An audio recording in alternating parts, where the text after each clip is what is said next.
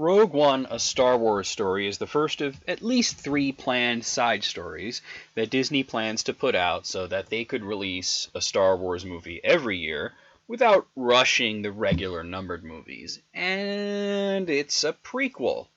Well, people have had, at best, mixed reactions to prequels in the past, so this is, to say the least, a risky move.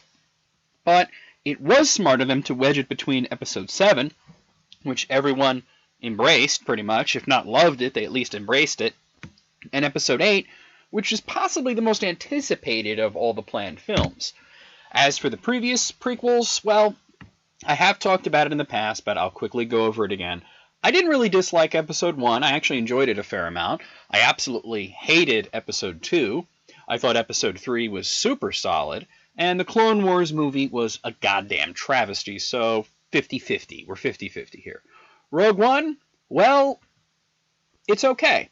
Rogue One takes place pretty much immediately before the original Star Wars, and the end of it is edited tight enough to almost seamlessly flow into it. As a matter of fact, after this film comes out on DVD and Blu-ray, I'm sure that there will be people making supercuts of the two films together. Rogue One is essentially the story of how the Death Star plans got stolen, which led to its eventually destruction in the first Star Wars movie. But it flirts at times with being character-driven and having deeper themes, but it's just flirting. Rogue One fails to really seal the deal. The main character is Jyn, played by Felicity Jones, whose father is the guy that designed the Death Star, but he quit before the weapons systems were operational. When he's recaptured by the Empire and his wife is killed, Jyn gets away as a young child and is raised by a rebel who is not affiliated with the Alliance, as they see him as an extremist. Now, when I said earlier that the film flirted with heavier themes, the big theme is that just because the rebels are the good guys in the overall story does not mean that they are necessarily good people.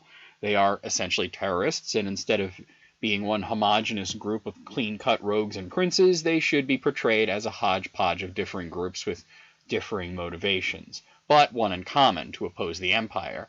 And that is where Rogue One succeeds. It's a diverse cast, and it shows how many different groups can come together to fight the Empire, but aside from a few glances here and there, the movie briefly pulls back the veil on the fact that the rebels might be corrupt as well. They use Jyn essentially as bait, and they're quick to kill. There are times where the film's plot veers close to being something like a Call of Duty game, where you can commit war crimes with a clean conscience because it's not real and it's for the greater good. But the film shies away from it the moment that one character who has set up the whole movie to do something that the audience won't like, first he hesitates, and then the decision is basically taken out of his hands anyway. Rogue One has a huge pacing issue. The first act is dull and uninspired, and then the second act is where all the main characters come together and try to be interesting, but the plot kicks into such a high gear that they don't get enough character moments.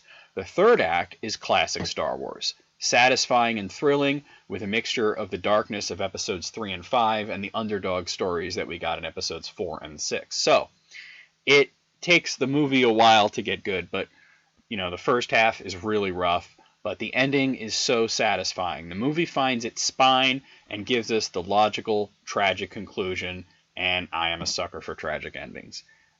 Essentially, it's a movie that eventually finds its way and is decently entertaining as a whole, but with enough flaws to not be a classic.